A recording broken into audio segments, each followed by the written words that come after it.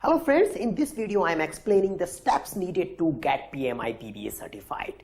So I am assuming you are done with your 35 contact hours because that is the starting point of your PMI PBA journey. So once you have 35 contact hours in your hand, your next step is filling up a PMI PBA application form. You can fill that PMI PBA application form at pmi.org.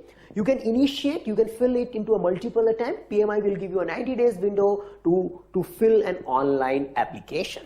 Now, when you are filling an application, you are providing details related to PMI PBA prerequisite like experience, education, and the 35 contact hours. There is an interface which keeps telling about that how complete your application is, and this particular application process also allows you to save application before submitting it to a PMI in a PDF format. Many times this comes as a very handy tool when you want to get it reviewed, your application from your peer or from your trainer or from anyone. So once you feel that your application is good, you need to submit it to PMI for their review. Once submitted, PMI will take up to 5 business days to review the completeness of your application. When they are reviewing your application here, they are primarily focusing on is this particular application satisfies the prerequisite of PMI PBA. They are not getting into the details about the validity of that particular information. They are primarily focused on the applicability of that particular information as per PMI PBA prerequisites. Once they find everything is good, they will reply you back and say that, okay, your application is reviewed and approved, and you can go ahead and make the payment. Now, here is the step where you need to make a payment for your exam.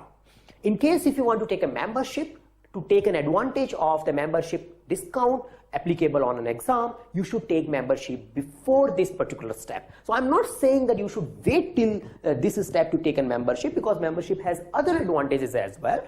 But in case you want to take a cost advantage associated with the membership, you must take it before this particular step. So once you make the payment, there could be 2 scenarios. 95% of the applicant will go into a happy scenario where they directly get an eligibility ID and they take it forward. 5% of the applicant randomly gets selected for the audit. Now, this audit has nothing to do with how well you write your application. This process is random, and it is primarily meant for giving a checkpoint to ensure that whatever you have been mentioning in your application, you have some documents to support it.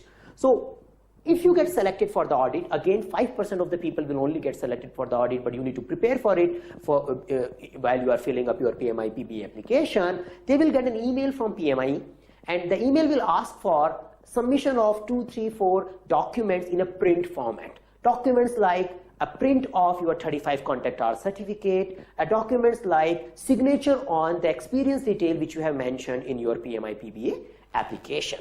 So once you prepare that document, you need to submit it to PMI in a physical format. Once submitted, they review the document and they clear it. So after clearing an audit, you are back to the normal process. So let's back to the normal process. 95% of the people, once you make the payment, within 10-15 minutes, you will get an email talking about that this is your eligibility ID. It would be a long key, alphanumerical key, and you can go ahead and schedule your exam. They will also provide an information related to a Prometric site. So it's like that till this particular point, you were dealing with PMI.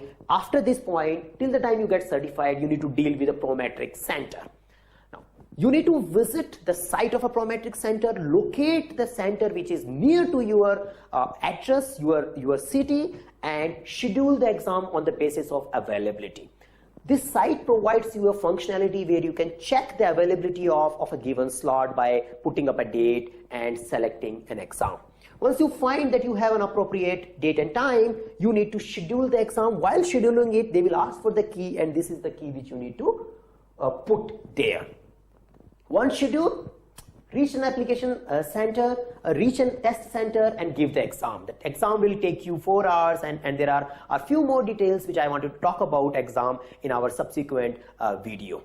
So this is the step which are needed, which you end up doing from after taking a 35 contact hours till you get a PMI PBA certified. So I try to explain the process and the steps in this particular video. In case few things are not clear or you want to have a particular detail about any given area, feel free to post your queries at forum.eisenbridge.com. Thank you.